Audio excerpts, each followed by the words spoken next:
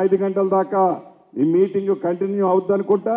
అందరూ ఓపికగా కూర్చొని అనేక మంది అధికారులు, ప్రతి డిపార్ట్మెంట్కి సంబంధించిన అధికారులు తప్పకుండా వారి శాఖలకు సంబంధించిన అంశాలని మీతో షేర్ చేసుకుంటారు. కాబట్టి మీరు ఈవినింగ్ వరకు మీ టైంని ఇక్కడే కేటాయించాలని మనస్ఫూర్తిగా కోరుతూ మీ అందరి దగ్గర సెలవు.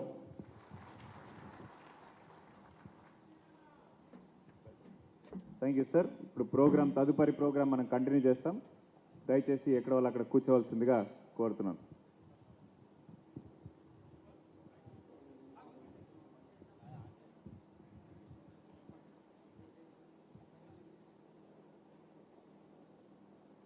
మంత్రిగానో కలెక్టర్గానో ఎస్పీగానో వారు ఉద్యోగస్తులు అయినప్పటికీ ఒక మంచి అవకాశం భగవంతుడు మనకిచ్చాడు.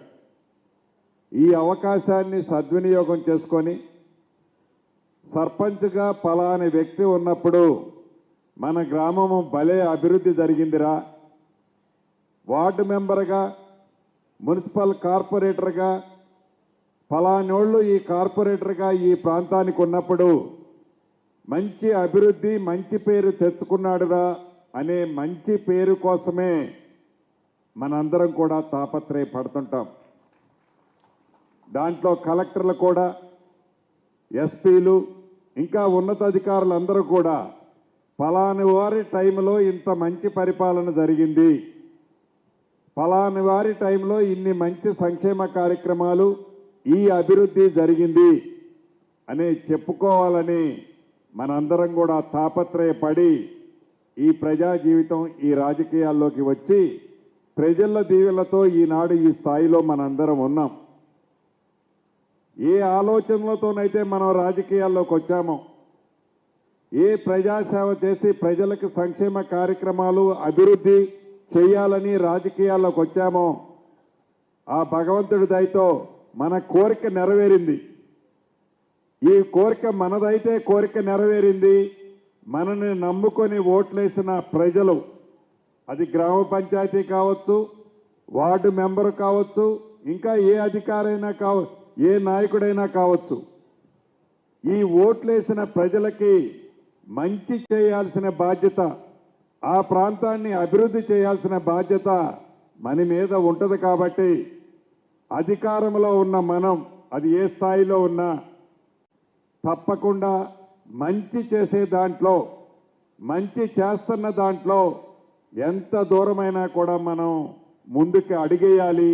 అది ప్రజలకు జరిగేదైతే 2 అడుగులు ముందుకేసి ప్రజలకు అందించినట్లయితే చిరస్థాయిగా నీవు ఏ రాజకీయాల్లోకి రావాలని కోరుకొని వచ్చావో దానికి అర్థం, పరమార్థం ఉంటుందని మీరందరూ మనసులో పెట్టుకొని సర్పంచులు కానీ ఏ హోదాల్లో ఉన్న నాయకులైనా మీ ప్రాంతాల్లో ఉదయం నుంచి పద్దాకా పనిచేయమన్నట్ల మీకు కుటుంబాలు ఉంటాయి, మీకు ఏదో ఒక చిన్న పెద్ద వ్యవసాయమో వ్యాపారమో చిన్నవి ఉంటాయి, వాటిని వదిలేసుకోమని చెప్పట్లే.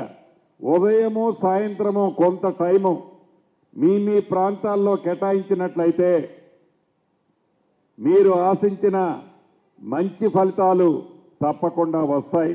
దానికి అధికారులు కూడా సహకరిస్తారు. మీకు తెలియంది కాదు, ముఖ్యంగా గ్రామ సర్పంచులకి గడిచిన 2 సంవత్సరాలన్నర నుంచి ఏవైతే గ్రామ పంచాయతీకి రావాల్సిన నిధులు, నాకు తెలిసి గ్రామ పంచాయతీల వ్యవస్థ వచ్చిన తర్వాత ఇంత పెద్ద మొత్తంలో 1-2 నెలల్లోనే ఇంత పెద్ద మొత్తంలో మీ గ్రామ పంచాయతీలకి డబ్బులు వచ్చిన సందర్భాలు లేవు. ఈనాడు పెద్ద ఎత్తులో మీ పంచాయతీ స్థాయిని బట్టి 5 లక్షల దగ్గర నుంచి నాకు తెలిసి 50-60 లక్షల రూపాయలు కూడా గడిచిన ఈ వారం 10 రోజుల్లో మీ ఖాతాల్లో జమ అయ్యాయి.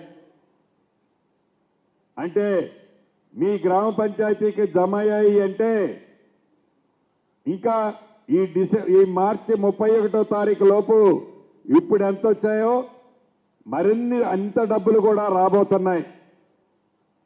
అంటే ఒక్కొక్క పంచాయతీకి 10 నుంచి 15 లక్షల లగాయితూ కోటి రూపాయల పైచీలకు ఒక్కొక్క గ్రామ పంచాయతీకి వస్తున్నాయి.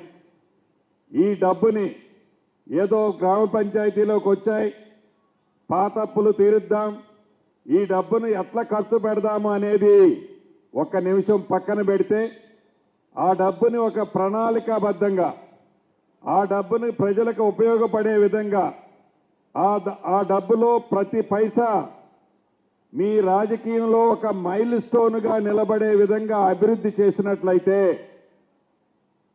తప్పకుండా మీరు ఆశించిన మీ గుర్తింపు మీ గ్రామాలు మీ డివిజన్లలో ఉంటాయి. దాన్ని దృష్టిలో పెట్టుకొని డబ్బుని, మన సొంత డబ్బుని ఎలానైతే సద్వినియోగం చేస్తామో, దుర్వినియోగం కాకుండా ఆ డబ్బుకి కాపలాగా మనం ఉంటామో, ప్రజాప్రతినిధులుగా ప్రజల దీవెనలతో ఉన్న మనందరం ఆ డబ్బుకి కాపలాదారులుగా ఉండి ప్రజలకి మంచి జరిగే విధంగా చట్ట పరిధిలో, చట్టంలో ఉన్న అంశాలకు అనుగుణంగా ఆ డబ్బుని సద్వినియోగం చేయాలని మనస్ఫూర్తిగా, ముఖ్యంగా నా సర్పంచుల్ని ఈ వేదిక ద్వారా అభ్యర్థిస్తున్నాను. అంతేకాదు, సర్పంచులకు ఆల్రెడీ ట్రైనింగ్ ఇచ్చారు.